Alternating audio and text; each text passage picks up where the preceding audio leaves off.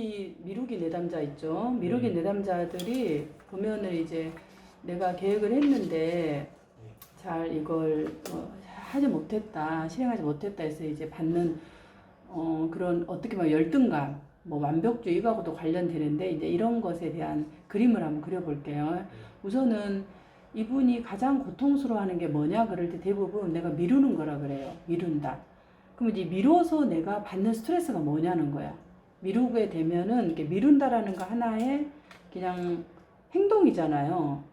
그 행동만 있는지 아니면 그 행동으로 인해서 어떤 이 사람의 감정이나 생각이나 이런 게 뭔가 고통이 있는지 그걸 한번 확인해 보는 거죠. 그러면 대부분의 이제 어떻게 이어지냐 그러면 내가 또 이거를 못했구나. 내가 또 미루구나. 그래서 나는 뭐하다? 게으르다.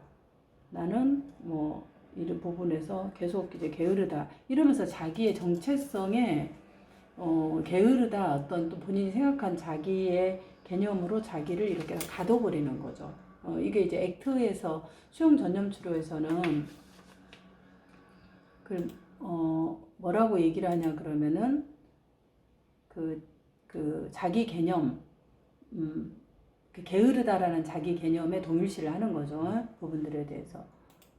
그래서 이제 그 다음에 또 자기의 그런 생각, 감정은 어떻냐. 그럴 때 뭔가 이제 계속 이런 것들이 좀 지속이 되면 본인이 무기력한다든지 뭔가 이제 이런 이 고통에 대한 것을 하나 미루기라는 행동을 통해서 연관되어진 생각과 감정을 물어보는 거죠. 그리고 나서 이제 두 번째 그러면 이분은 이런 것이 있을 때 어떻게 대처를 하냐 그럴 때 지금 뭐라 그래 도피를 한다 그랬죠. 회피. 주로 회피를 한다 그랬어요. 그러면 이 회피를 할 때 주로 이제 회피하는 방식이 게임으로 또 뭘로 회피를 하나요? 회피하는 것이 외부 활동은 게임이나 유튜브 이런 거 같고요. 이제 좀 더 근데 게임으로 하는데 게임에서도 또 스트레스를 받잖아. 네. 게임에서도 목표를 설정하고 그대로 안 되면 또 스트레스를 받죠. 네. 그게 이제 결국은 본인이 이 미루기 행동에서 받은 스트레스까지 고통이 심화되는 거죠. 그러니까 사실은 회피를 해서 게임으로 했는데 그냥 게임으로 하고 나와야 되는데 게임에서도 뭔가 목표를 막 뭘 부셔야 된다까지 하고 자기가 생각한까지 안 되면 다시 엎어버리고 이런 것들에서 또 스트레스를 받는 거죠. 네. 그러면 어떻게 해 또? 그 고통이 이렇게 이제 어쨌든 회피를 했는데 거기서 또 스트레스를 받아요. 그러면 그 뒤는 그러니까 그런 부분까지 네. 좀 더 들어가 봐야 되고 그럼 결국 이제 이 내담자가 고통을 받는다라는 거는 뭘 말하냐? 그러니까 왜 이렇게 본인이 스트레스를 받냐는 거죠. 그러면 결국은 본인의 이게 이제 그 액트에서는 이 내담자의 가치하고 연결된다고 했잖아요. 네. 내가 생각한 가치는 어떤 거예요? 유능해지고 싶은 거죠. 네. 유능해지고 똑똑해지고 싶은 내가 있는데 나는 거꾸로 이제 반대로 하고 있으니까 내 스스로가 이거를 이제 견디지 못하는 부분으로 계속 이제 어떤 것도 뭐 가재물도 그다음에 본인이 이제 공부하는 게 너무 힘들어서 사실은 좋아하는 그 여행 이런 부분으로 사업을 시작했는데 거기서 또 스트레스를 받고 그다음 또 스트레스를 풀기 위해서 게임을 했는데 게임을 하는 과정에서도 스트레스를 받고 그래서 본인이 이제 내가 스트레스를 그런 어떤 이렇게 스트레스 받는 과정도 역시 마찬가지로 본인이 어떤 뭔가 목적에서 해야 되는 그런 이상적인 그런 것들을 갖고 있는 거죠. 네. 자기 개념이 뭔가요? 뭔가 이제 내가 정말 똑똑하다라는 것을 증명해야 되는 그런 나로 이 내담자가 자기 개념하고 동일시하고 있는 거죠. 그러니까 어렸을 때 엄마가 넌 참 똑똑해 이렇게 얘기해 준 거 똑똑한 게 자기 정체성인데 그 정체성을 지금도 본인이 계속 어떤 뭔가를 하는 부분에서 똑똑하다라는 것을 증명하고 싶은 그런 부분이 자기 개념에 동일시되어 있다라는 거죠. 선생님 근데 자기가 똑똑하지 않다고 생각은 하고 있어요. 그러니까 이분이 자격 추구가 어떻더라 검사가 지금 여기 안 나와 있어서 자격 추구 높습니다. 어. 그렇게까지 잠시만 맨 뒤에 있는데. 맨 뒤에 있어요? 오케이. 네. 내가 앞부분만 봤는데 잘했네. 뒤에 있네. 오케이. 몇 분이 81입니다. 그러면 되게 이제 높은 부분이잖아. 네. 이게 이런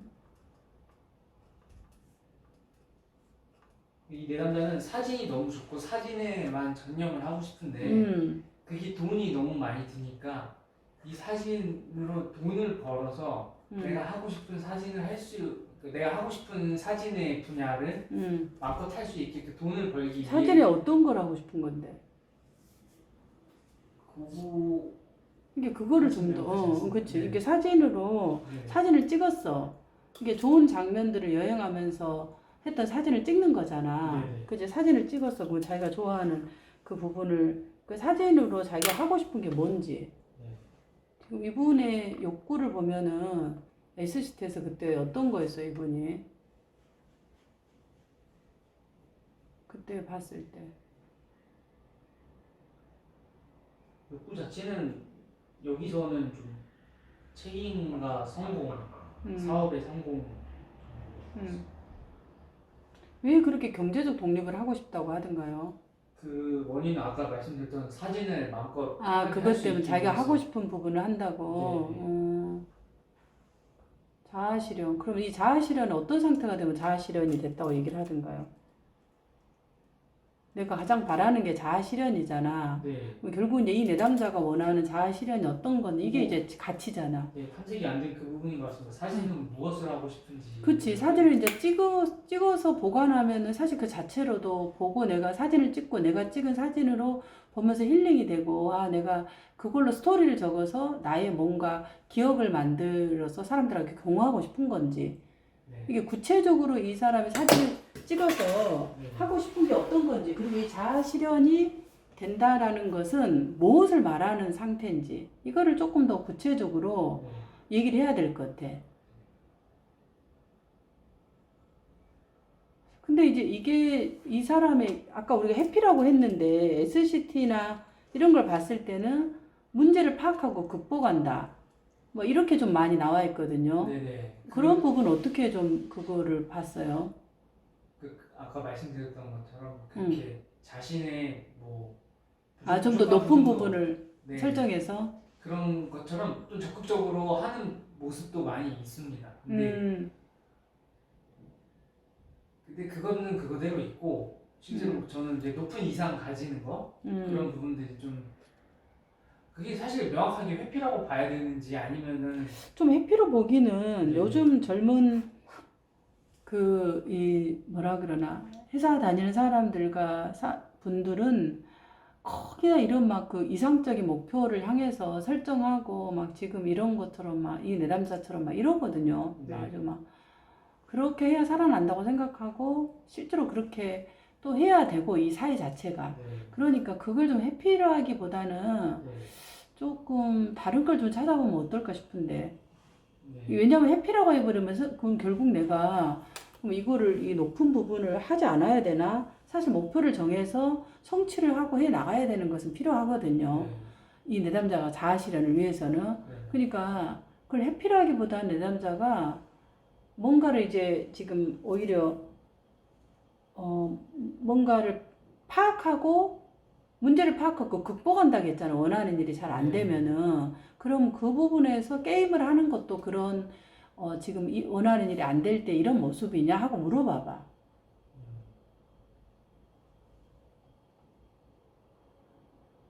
그 말씀하신 게 그러니까 이 뭔가를 하려고 하면은 높은 목표 가지고 극복하려고 하는 이런 모습들이 회피라고 보기보다는 삶 전반에 이런 방식으로 생각하는 그렇지. 이분이 하나의 대처 방식이죠. 네. 이걸 이제 해피라고 해버리면은 좀 접근하기가 선생님이 힘들어요. 네. 이제 큰 맥락에서는 해피가 될 수 있는데 되게 열심히 하려는 그런 어떤 삶의 방식이었던 것 같다. 근데 그 방식이 당신에게 미치는 가장 긍정적인 어떤 영향. 근데 그것이 이제 너무 이렇게 그게 필요하잖아요. 네. 필요하고 또 지금까지 그렇게 해왔고. 네. 근데 이게 이제 선생님도 그 쓰셨지만은 과도하게 나한테 이제 이게 스트레스가 돼버릴 정도로 과도할 때 이게 문제가 되는 거잖아요. 근데 지금은 좀 본인이 어떤 거 같으냐. 오히려 이렇게 보는 게 좀 낫죠. 다양한 생각에 관심이 많다. 이걸로 박사님 하게 되면 이게 사실 근데 과거의 문제라기보다 지금 문제잖아요. 그치, 이제 지금 나타나는 인지적인 유연성에서 인지적 그 육각형 경직성의 육각형 모델에서 현재 이 내담자의 뭔가요? 그 뭐라 그럴까?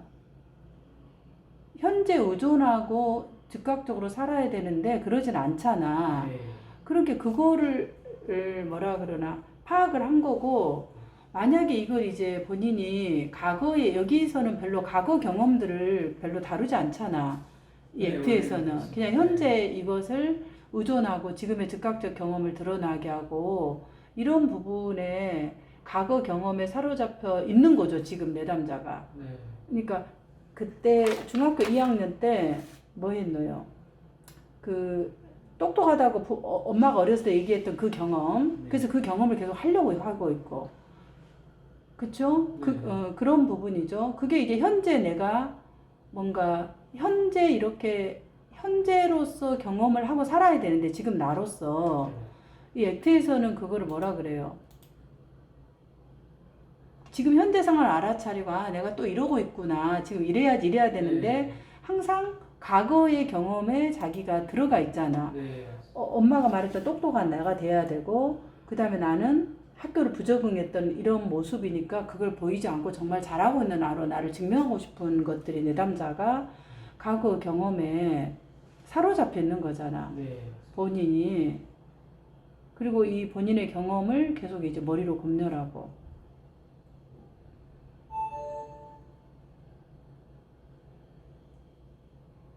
그리고 내담자가 이제 지금 목표가 아까 말한 자아실현 뭔가 한다 그러면 이런 부분들이 본인이 이제 그런 걸 하기 위해서 현재 내가 하고 있는 행동하고 일치되지 않잖아요. 지금 네. 불일치가 많잖아. 그게 이제 가치에 대한 명료성이 결여된 거잖아요.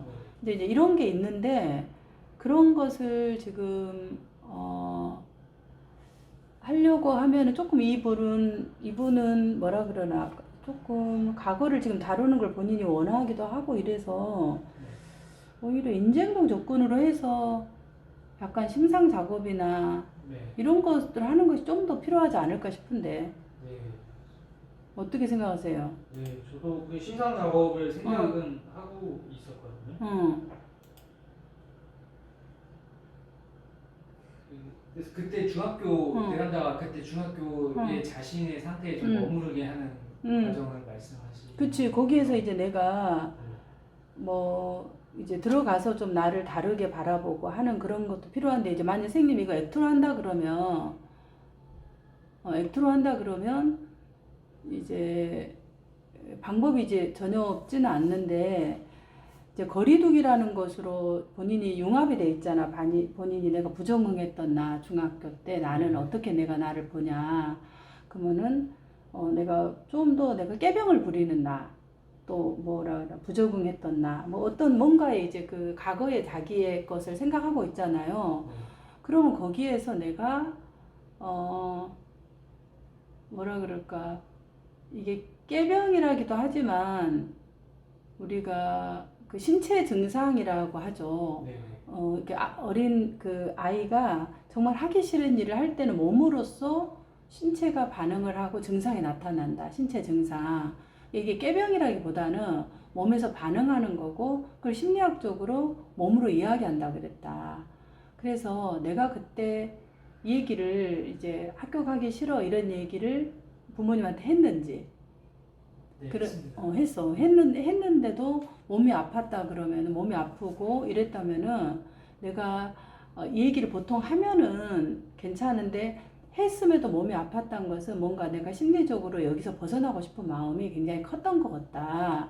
근데 그거 자체를 깨병으로 보기보다는 내가 정말 싫은 것을 할 때, 아, 이걸 엄마 나 안 할 거야. 나 이거 하기 싫어. 하고 단호하게 얘기할 수 있잖아. 네. 그 부분을. 근데 그때 단호하게 못하고 그냥 순종적으로 그냥 막 부모가 나를 이렇게 똑똑하다 하니까 내가 이것을 해내야 된다라는 그런 압박감이 그 어린 아이한테는 굉장히 있지 않았을까. 네. 그렇다면 그 압박감을 담아내고 내가 실망시키지 않아야 된다라는 것들이 내 안에 있다 보면 그게 이제 몸으로 신체 증상으로 해낼 수 없으니까 오는 거죠. 네. 저도 이제 뭔가 막 이게 글을 써야 될 때 가장 스트레스가 심하게 와서 머리가 아픈 거예요. 네.